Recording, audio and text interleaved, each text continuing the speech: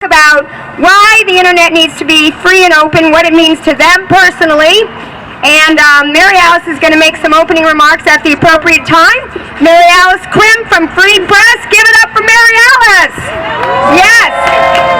Okay, she spearheaded this rally. And this morning I just want people to know that 100 people showed up for Obama's fundraiser in Silicon Valley. And he definitely saw us. He saw us, and he's going to see us tonight, hopefully. FCC, can't you see? We want net neutrality. 1, 2, 3, 4. President Obama, we're at your door. 5, 6, 7, 8. Internet freedom cannot wait. All right, I'm going to ask you guys to do something with me here. I'm going to ask you to put your hands together and a slow clap. We're going to start slow, and then we're going to get fast. Do it with me here.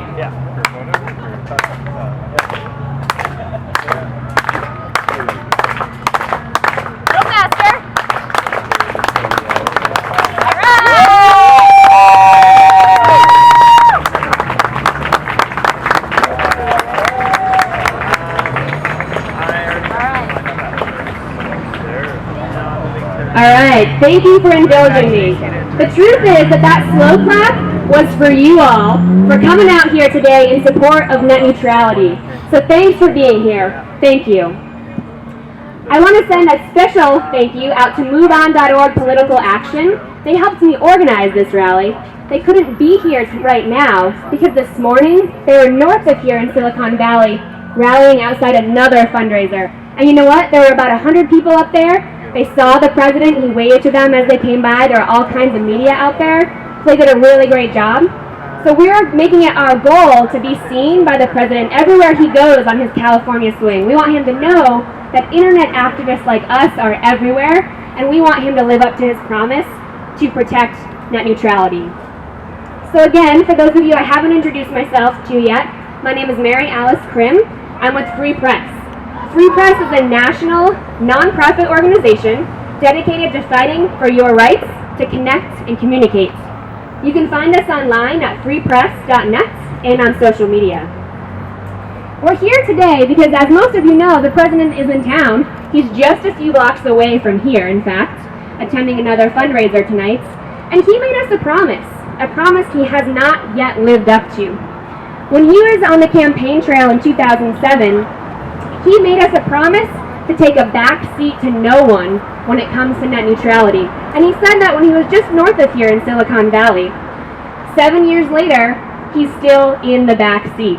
We need him to climb into the front seat and drive us home and get us real net neutrality. That's right, let's hear it, let's hear it. So the problem is that Obama has appointed 2 FCC chairmen, and neither of them has lived up to his promise. In fact, this summer, the current chairman, Tom Wheeler, has a disastrous plan that would separate the internet into fast lanes for the big companies that can afford them, and slow dirt roads for the rest of us. And I don't know about you all, but I do not like that plan. And it must be stopped. It must be stopped. And as you can see from the crowd here, public support for net neutrality is growing. Millions of people have stood up in the past few months in support of net neutrality. We have flooded the FCC. We've sent them phone calls, we've sent them letters, we've sent them emails and comments. In fact, you all have helped send so much traffic to the FCC's website that it has broken, not once, but twice. We have completely inundated and overwhelmed them. So thank you for sending your comments to the FCC. And now we're almost coming up into August. You know what August is? It's the time that our elected officials come on home for recess. So they're going to be back here in your state. You can go and meet with them face to face. And you can tell them how much the internet matters to you and your life. Because our members of Congress are also a key component in making sure we get real net neutrality. We can keep the pressure on President Obama. We can put the pressure on Chairman Tom Wheeler, and we can make sure our members of Congress hear from us as well. That's what it's going to take to get real net neutrality. And it's going to take more rallies like these. We need more people. So be sure to tell your neighbors, your friends, get them involved, bring them on down to a meeting with your members of Congress. So, now, I want to have a little conversation with Mr. Obama. So I'm going to hold this cutout over here. I want to have a couple words with Mr. Obama. So, we're going to get nice and cozy here. So, Mr. Obama, let's face it. You have not lived up to your promise for net neutrality, and all these people here are a little annoyed. We want to make sure that we get net neutrality.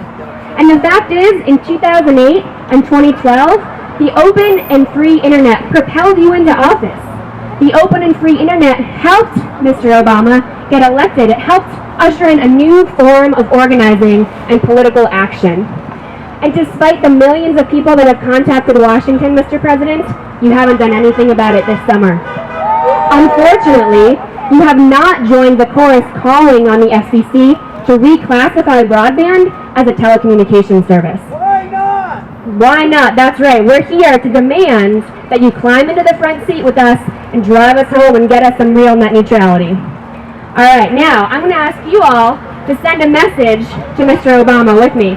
Can I get a volunteer to hold Mr. Obama here so he doesn't flop over? All right, thank you. So, we're going to send a message. We're going to do another chant. Repeat after me. Hey Obama, listen to me. Keep the internet open and free. Hey Obama, listen to me. Keep the internet open and free. Mr. President has heard our message. Now, there's a lot of you here. I know there's a lot of cameras out there, and I know a lot of you are on Twitter. So if you got a camera or a camera phone, grab it, snap some pictures. If you're on Twitter, you can use the hashtag #NetNeutrality. I want to make sure that our message here tonight gets out far and wide to everybody else that's out there. All right, I've got another friend out here in the crowd. Leela Peterson from California Common Cause is out here. I'm going to call her up to the microphone to say a few words. Come on up. All right, let's hear it! All right, my name is Leela Peterson. I'm here with California Common Cause. We are a non-profit organization that works to bring our democracy back to the people, to we the people, all of you out there. And we are at a tipping point. Ladies and gentlemen, our civic engagement and public participation are on decline. Voter apathy is on the rise. Economic inequality is growing, and the 1% has been allowed to buy and sell our elections with a complete disregard for the will of the people that our representatives are supposed to be serving. Our democracy is under threat. In 2008, Barack Obama ran on the messages of hope and change. He changed the way that people organize by giving them an opportunity to build community online, through online activism, to have their voice heard, to speak up, to organize, and to participate in our democracy. He gave us hope that finally the internet could be the great equalizer, that we could have our voice heard, that we could have a place, a seat at the table where our representatives listen to us. Barack Obama appointed Tom Wheeler to the FEC with the promise that he would take a back seat to no one. He has failed on that regard. He is preparing to surrender on net neutrality. Real net neutrality means an open internet for everyone. Real net neutrality means that we have an opportunity to speak up, to have our voice heard, to organize, and to participate in our democracy. Real net neutrality does not mean fast lanes for the 1%, while the 99% of us are left to fight traffic on the slow road. We're tired. We're tired of fighting traffic. We fight it all day on the highway. We don't want to come home and fight it on the internet. Am I right? Look around. We had hundreds of people gather in Silicon Valley this morning. We have everyone here today. Look around yourself. This is not a special interest. This is a basic human right. This is a civil rights issue. This is an economic issue and a basic human right. We need real net neutrality, and we need it now. Like I said, Barack Obama promised that he would take a backseat to no one on net neutrality. But FCC Chairman Tom Wheeler is walking back that promise and is preparing to surrender on net neutrality. Now everyone has a camera phone. I want you to take it out. I want you to log on to Twitter, and I want you to bombard Tom Wheeler's handle right now. This is a tweet that everyone can send. Take a selfie, hashtag save the selfie. Take a photo of a group, send it to Tom Wheeler. Let him know that we are here today, and we're here tomorrow, and we're not backing down until the internet is classified as a common carrier under Title II of the Communications Act, and everyone receives real net neutrality. Let me hear it. Thank you. Give yourself a round of applause. Thank you, Layla. Thank you. All right, I had a volunteer who wanted to do a little chant here in the middle. We're going to bring another volunteer up. Come on down. Hi, everybody.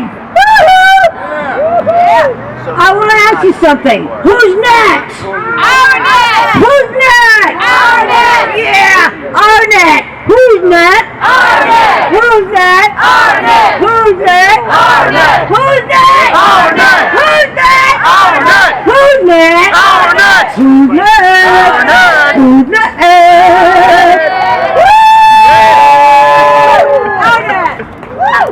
All right, thank you, thank you. We have another ally in the fight for net neutrality who's out in the crowd here. Justine Bateman, if you're out there and can hear me, come on up to the microphone. All right, she's on her way. Let's give it up for Justine, everybody. Put your hands together for Justine. Hi guys.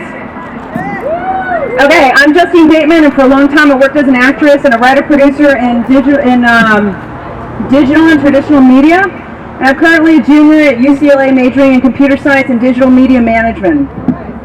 So let's talk about the internet. For years it has not been illegal for AT&T during a streamed Pearl Jam concert to mute Eddie Vedder's comments because they didn't agree with him. For years it has not been illegal for Comcast to block content passed between us. For years it has not been illegal for Time Warner to slow your Netflix connection. How about I amen on that one, yeah? If you want this kind of activity to continue, then sit back and do nothing. And watch your internet service provider's bill turn into a skyrocketing tiered option.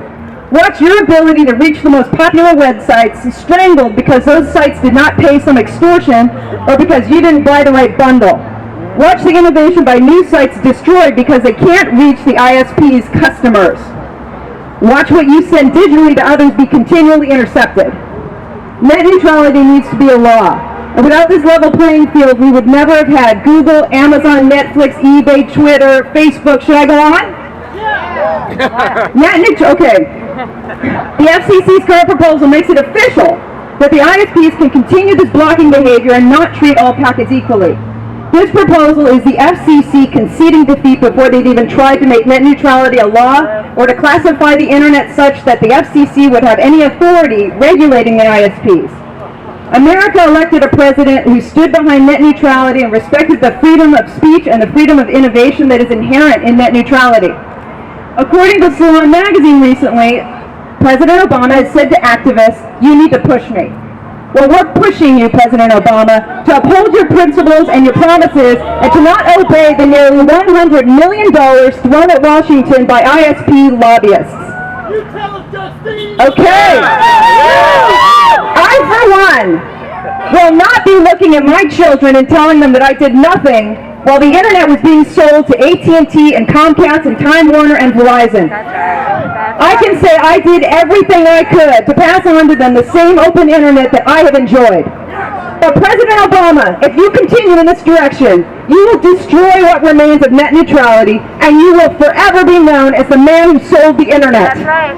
The man who sold one of the greatest inventions in our history. That will be your legacy, and that will be very hard to live with. Yeah.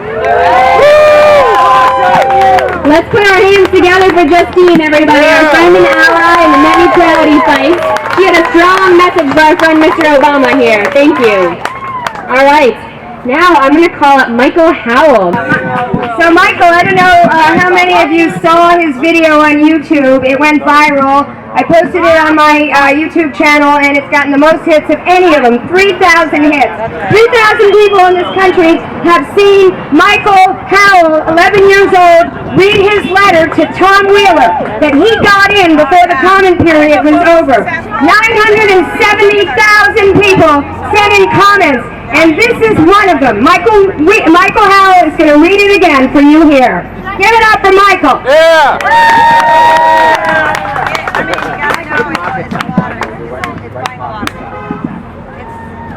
Michael, over here. Let's give it up for Michael! Yeah! Hey guys, so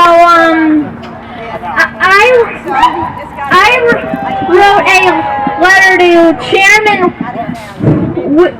Wheeler of the FCC. But well, I don't know if he got the letter, but what I do know is that the internet is still in trouble. So when I found out that So now you're writing it to the president. So when I found out that President Obama might be here, I decided it would be easy to change the speech to be directed to him. This is a speech. Dear President Obama, I've learned through the internet that private companies who provide basic services can't discriminate. The electrical grid doesn't care whether you plug in a toaster, a hairdryer, or an Xbox. You plug it in, it's ready to go. Private roads can have toll booths where people pay to get somewhere faster, but on public highways, no car gets special treatment. Would it be fair if public highways made deals with certain car companies to provide faster lanes for their cars only? No! Of course not! But that's what the FCC's plan would do to the internet. Internet providers could charge ransom money, and only the biggest, richest companies would be able to pay it. It would put toll booths on the information highway. Yeah! I have a blog where I draw webcomics. If big companies took too much bandwidth, my blog would load a lot slower if it loaded at all. I'm 11 years old, Mr. President. My parents can't afford the ransom money it would take to keep my blog viewable.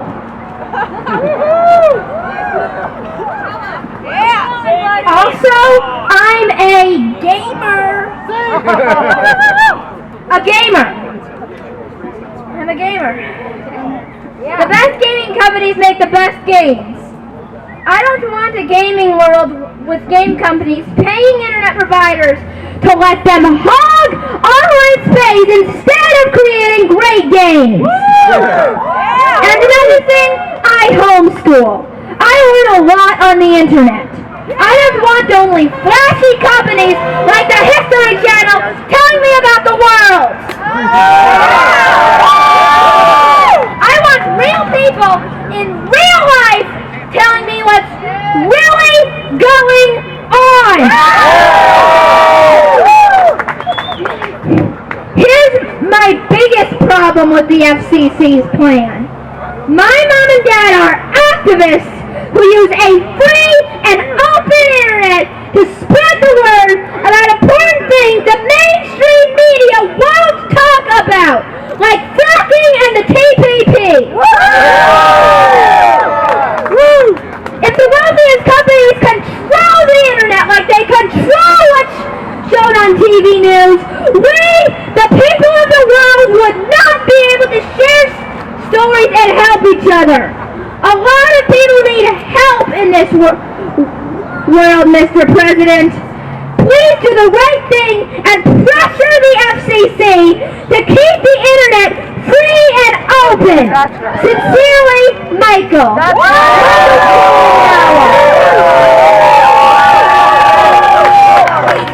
Thank you, Michael. That was a very passionate letter. Thank you for reading that for everybody. All right, next we have Chico Larson from the MP Chronicle coming up. The Federal Communication Commission has received 1,067,779 public comments on net neutrality, formerly known as its Terry Gilliam's Brazil-like name, 1428, Protecting and Promoting the Open Internet.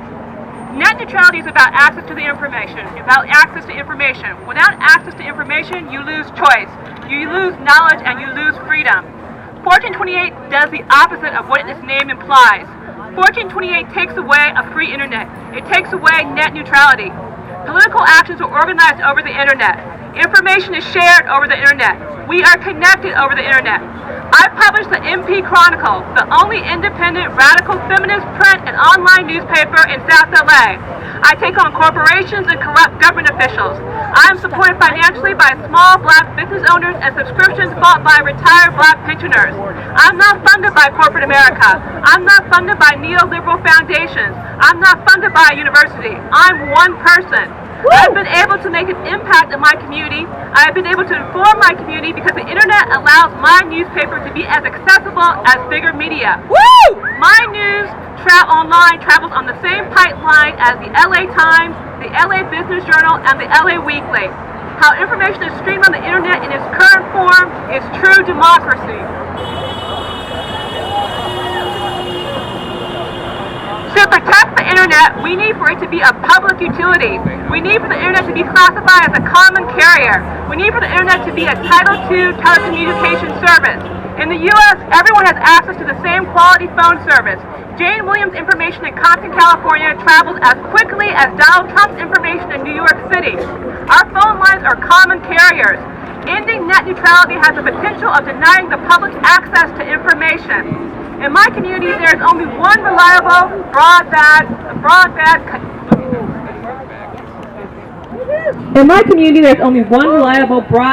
internet provider, and that is a choice you're given in most of America. Denying independent editorial media the same access as a corporation that can pay more will dismantle democracy. Editorial media protects democracy. Editorial media are the watchdogs for the community. We keep the community informed about issues such as fracking by Freeport-McMoran and Occidental. We magnify the voice of the public in cases like the children at the border owing to our out-of-control drug war. We point the spotlight on racism by the police in the black community, like in the case of Marlene Pinnock. We rally our words around women's rights issues, like in the Hobby Lobby ruling. Citizens United has made the field as it relates to information wildly uneven. Dismantling the net neutrality will be another blow to democracy. It will be another blow to the First Amendment. When I drop my newspaper off at Inglewood City Hall, they often dump it in the trash because they don't like my critiques of political officials and their cozy relationship with corporate America. City Hall, sponsored by corporate America, cannot dump my newspaper in the trash online. On the internet, the Chronicle is accessible as the corporate propaganda put out by puppets of big oil, big energy, and corporations who want to destroy our public schools. On the internet, the Chronicle is accessible as boilerplate press releases masquerading as news. On the internet, the Chronicle is accessible all over the community, not just where we are able to physically place it. If net neutrality ends, it will be hard to stop internet providers from slowing down access to groups that are critical of them or groups that promote ideas that they do not believe in. According to the ACLU, there have already been instances of this. In 2007, Verizon Wireless cut off text messaging access to the pro-choice group Neural. This is corporate America laying the groundwork for taking away even more of our rights. We must fight back. We must demand the FCC do its job, which is to regulate communication for the good of the public. The FCC website says revising media regulations so that new technologies flourish alongside diversity and localism. The internet classification needs to be revised.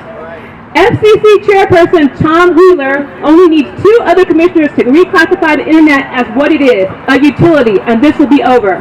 AT&T's Verizon and Comcast happiness doesn't supersede the greater good of the public and the First Amendment. Let's move away from the America of whatever business wants, business gets, And let's move towards America of we the people. This is the United States of America, not the United States Incorporated. Yeah! This is Chief Alert Fleming of the Morningside Park Chronicle. Thank you.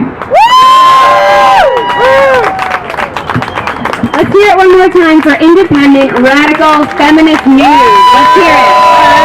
All right. Next, we're going to bring up another friend and ally in the net neutrality fight, Matt Cedillo. Matt, come on up.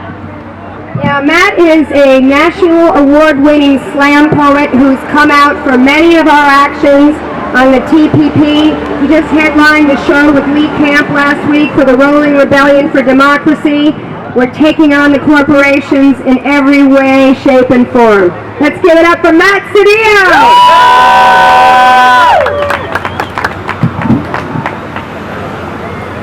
May I have your attention, please? May I have your attention, please, Mr. President? Can you hear me, Mr. President? Can you hear us, Mr. President? Can you hear us on the other side of those closed doors you hide behind? Just a bit curious what you don't want to publicize. What are you trying to hide from the public eyes? Could it be the public trust about the public fund that you're trying to privatize? Personally, I don't put much trust in men in your position in offices, most often stuffed with lobbyists whose life mission is to get paid to lie. Can you hear me, Mr. President? Because I'd like to know what truths you hold to be self-evident. Mr. President, do you believe war is peace? That truth is treason? That money is speech? That corporations are people while children that cross the border are meant to be seen in cages never heard from since you labeled them illegal? Can you hear me, Mr. President? Because I know men in your position since the days of the printing press and papyrus scripts, since the burning of codices, since we gathered around that campfire to tell our stories and relieve our stress. Yes, men in your position have long known that the most powerful tool in the hands of the oppressor is the mind of the oppressed. No wonder you want to control the internet. Can you hear me, Mr. President? Some say talk is cheap. Well, hell, my speech is free. Can you hear me, Mr. President? Can you hear us, Mr. President? Can you hear us? Because we are here to take a stand. We are here to save the web. Yes, we are. And yes, we can.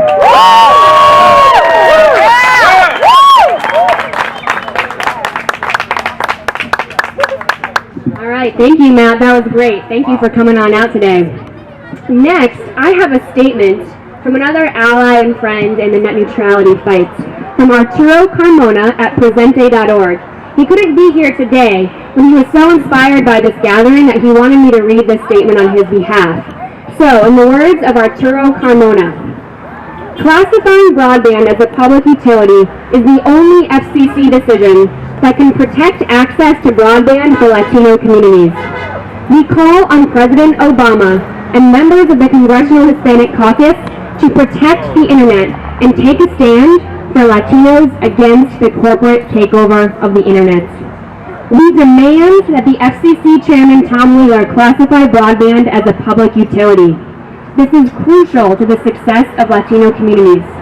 Standing against net neutrality is akin to being anti-Latino. The success of the Latino community depends on treating the internet as a public utility, ensuring that everyone has access. We cannot bow down to corporate interests and support the notion that if we let big telecom make more money, they suddenly have a soft spot for Latino communities and give them equal access to broadband. Again, those are the words of Arturo Carmona, Executive Director of presente.org. He's with us in spirit here today. Okay, now I want to turn it over to you all, because I know you took time out of your day to come out here because you all feel really strongly about this issue, and equally as strongly as I do. We have the mic here for some speak outs. We have Mr. Obama here. You can directly address Mr. Obama and tell him what you think about net neutrality. Tell him how important the internet is to you in your life. So, do I have any volunteers who want to come up and say a few words? All right, we got one right here. All right, here's Tony, everybody. Tony! Woo! Hey there! If money equals speech, and more money buys more speech, then speech ain't free, is it? It costs money. And it's the moneyed interests in this oligarchy. I beg to differ with you. We don't live in a representative democracy. Yes. We live in an oligarchy, yes, in which we elect millionaires to carry the water for billionaires. Yes. We have to hold on to this one, and Mr. Obama, you can start by having the post office provide free internet service to everyone located in a post office area. Start there. Thank you. All right, we got Lenny coming up to the mic next. Let's put our hands together for Lenny, everybody.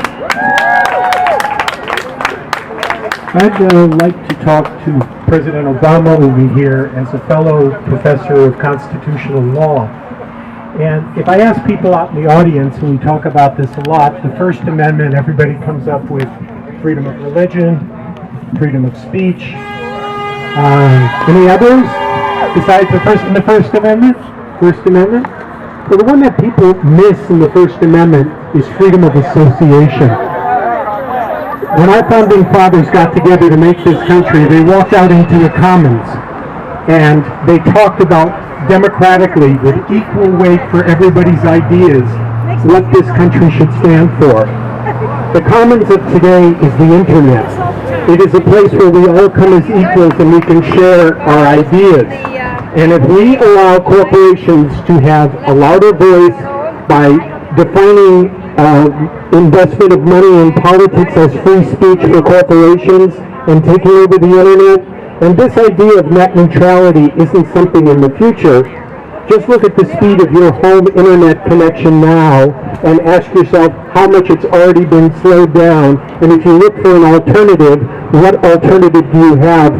And I think back because I'm getting to be of a certain age, and I remember where they dismantled AT&T because it was becoming a monopoly.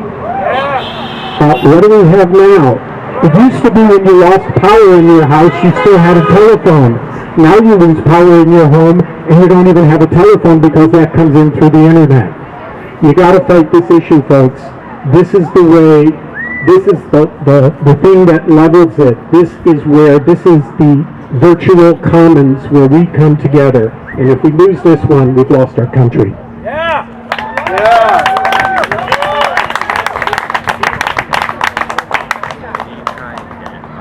All right, everybody, we've got Star coming up next. Here comes Star. Hi, I support and appreciate what you all are doing. I was helping Mary's campaign, and I know that she brought up this issue. I am the person who named Google, believe it or not, but Sergey Brin left me in the dust. I wanted to become the charitable branch at 10%, but now it's even difficult for me to communicate with him, even though I've been trying, because he has probably a lot of secretaries and receptionists and bodyguards and security personnel who would block me. I just want to be able to ask him face to face. He tried 10% so I could form eco-villages up and down the California coast. He has like 20 billion, he could give me 2 billion. Or he used to have 56 billion before the recession, and so he could give me 5.6 billion for that charitable cause. He's forming eco-villages along the California coast so that set an example of sustainability. Anyways, I'm into clear communications, and I don't actually know a lot about the computer science of this issue. I don't fully understand it, but I appreciate what you all are doing. And for example, recently I did a Google search trying to find air filters and water filters, and I think I understand that whatever comes up on the first page is what a lot of people would go for, and the people with money could buy that, whereas I would rather buy from some local company like Personal Friends or something like that. Maybe it has something to do with that, but it also sounds like the ability of humanity to share truth and not be blocked by the corrupt powers that be. That kind of like, I think Marianne mentioned something about that it used to be that monopolies were not allowed between like the different media corporations like TV and radio and newspaper, but now those laws got knocked down, and that the internet was the last bastion of freedom for all people to be heard equally. So I'm grateful for what all you are doing, and I appreciate your superheroism, and more power to the people. Thank you. Would anybody else like to come on up and say a few words? All right, we've got Tom over here headed up here. You're tall, I'm going to put this back in here.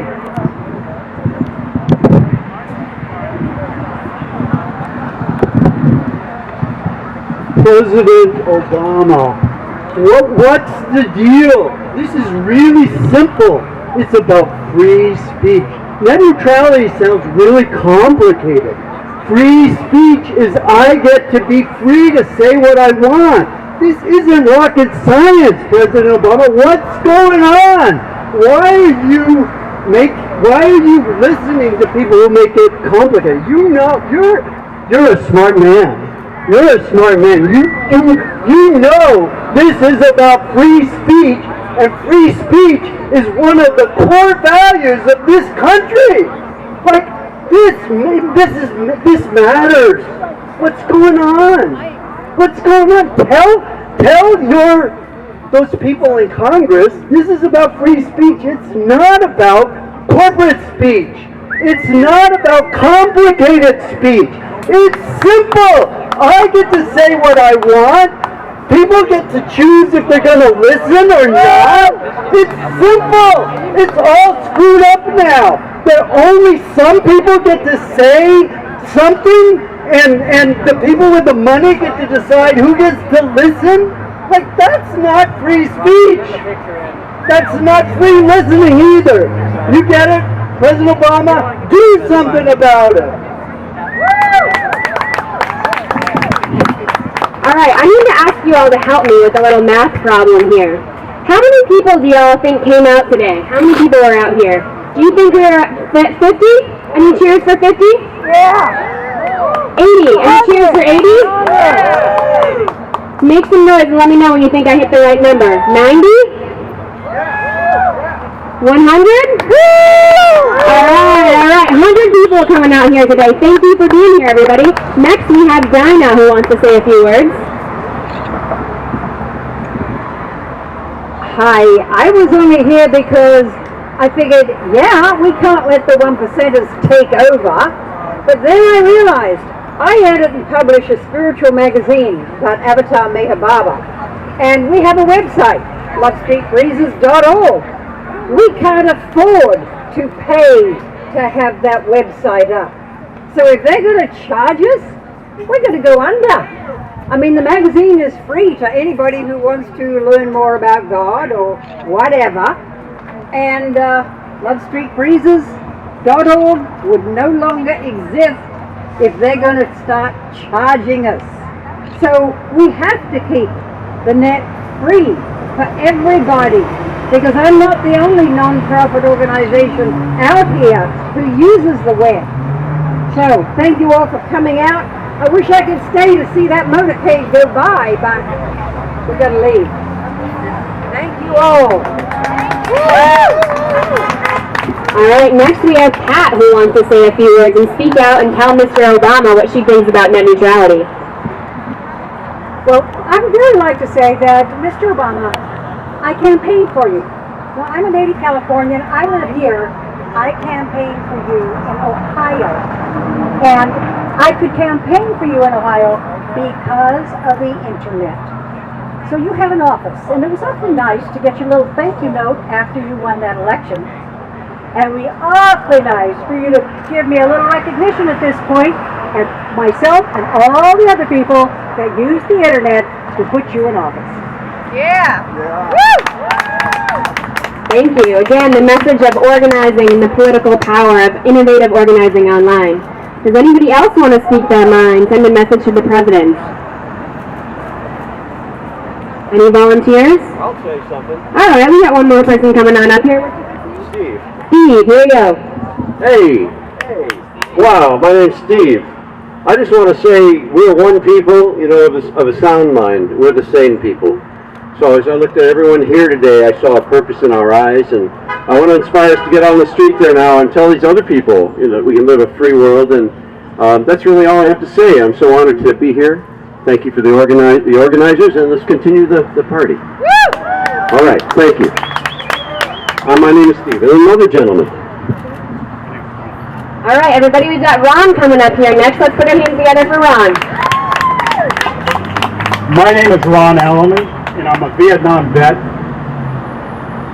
I am so sorry that this country has got to the point where I have to say something.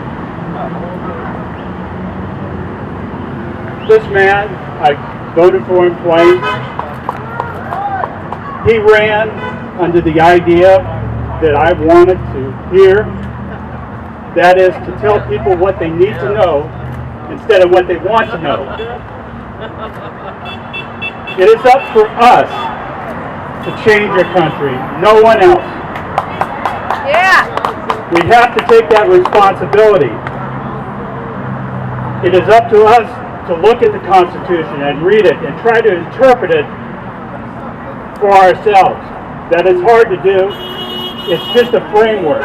It has been interpreted by so many powerful people to say what they wanted to say.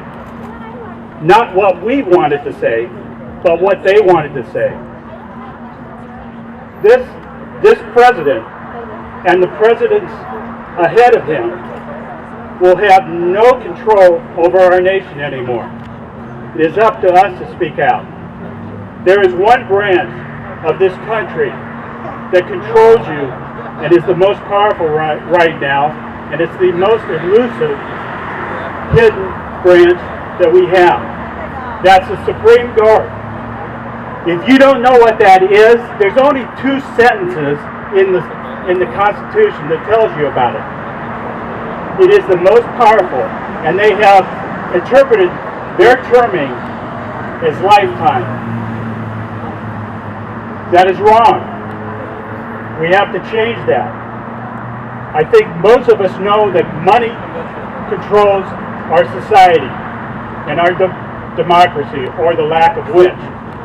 That has to change, and I will take that on. Thank you so much. All right. So now, folks, what I want to ask of you is this. Obama is wrapping up another fundraiser in West Hollywood, and he's about to come to the fundraiser that's close to here. We know the address. I'm not going to say it right now, but it's on Muirfield, right here, and it's several blocks up. It's kind of a big hike. But I will tell you that the last time I did a protest of President Obama over this very issue on May 7th in Bel Air, we were prevented from walking to the house. And I almost got myself arrested. And they wanted the Secret Service to come and talk to me. And I said, oh, I know that trick. You're going to have me wait here for 15 minutes while they spirit Obama out the back entrance. Well, I'm not going to fall for that one. So I got in my car, and Carl Greenblatt, who's here somewhere, was with me. We drove around the back way, and I got right up to where the fundraiser was with the valet parkers and everything. And I stopped my car on the street, and the cop came to me and said, you can't park here. And I said, well, what about all these other cars that are parked here? Well, you can't park here, and we're going to cite you. And I said, all right. So I drove down a little bit, found one of these big mega mansions that they have in Bel Air, and they had this service gate where all the staff park. So I kind of parked behind the staff and just prayed that they wouldn't have me towed. And I walked there with my sign, which is right here. And I got right up to those LAPD and said, you know, I don't have $16,500 to sit on Alan Horn, the chairman of Disney's couch, and tell the president what I feel about net neutrality. All I have is my 2 feet and this sign. And I have the right from the First Amendment to petition my government for redress of grievances, and I don't see why I can't stand outside this house with this sign. And then they said to me, they got on their phones and they called Secret Service, and they then said to me, the Secret Service has declared this area a Secret Service protection zone. And at that point, I knew they were invoking H.R. 347, which some people call the Occupy Law, which was signed by President Obama last year, which basically makes it a crime, a felony, punishable by 1 year in jail to knowingly and willingly protest in an area that's protected by the Secret Service. But what they had done was, when I was half a mile away the first time, they didn't quote that law to me. They didn't know that law. And I don't see that they can declare a half a mile radius around the president protected by the Secret Service. What does that mean? Free speech protection zones mean nothing now. They told us when Mary Alice called that there was going to be a free speech zone where we could set up and protest along the route.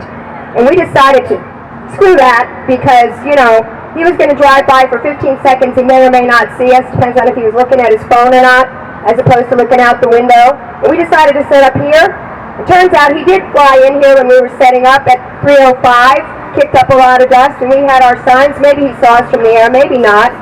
But the point is, I really feel there's another principle at stake here, and that is the ability. It's another First Amendment issue, which is why we're here to protest the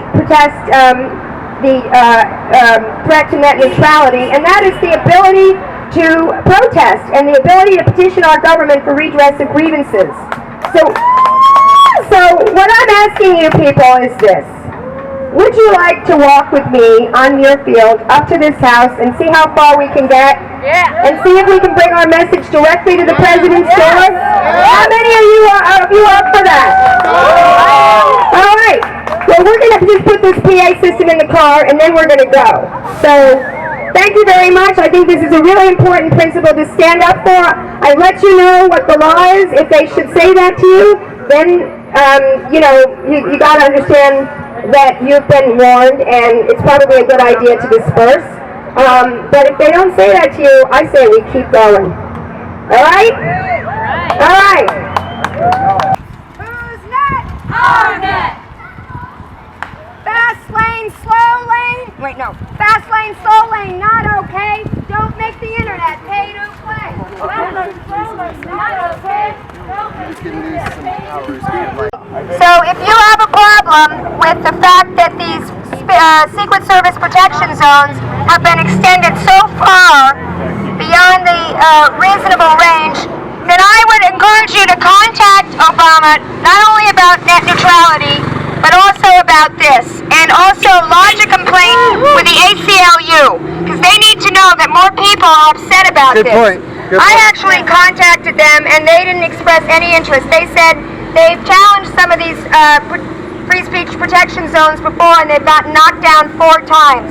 And they said there were various ways that they might be able to protect us. For instance, if a law was being applied discriminatorily, like for instance the fact that they allowed cars to go through this supposed Secret Service protection zone, but they didn't allow pedestrians. Now if we had a secret ACLU lawyer with us like I had requested, we might have had a really good case here. And because you need to have standing in order to have a case. And we all could have done a class action suit. So I think it's really important that we let the Southern California ACLU know about this. It's Peter Eliasberg. And I think his email, well, you can call up and find it out. I'm not sure.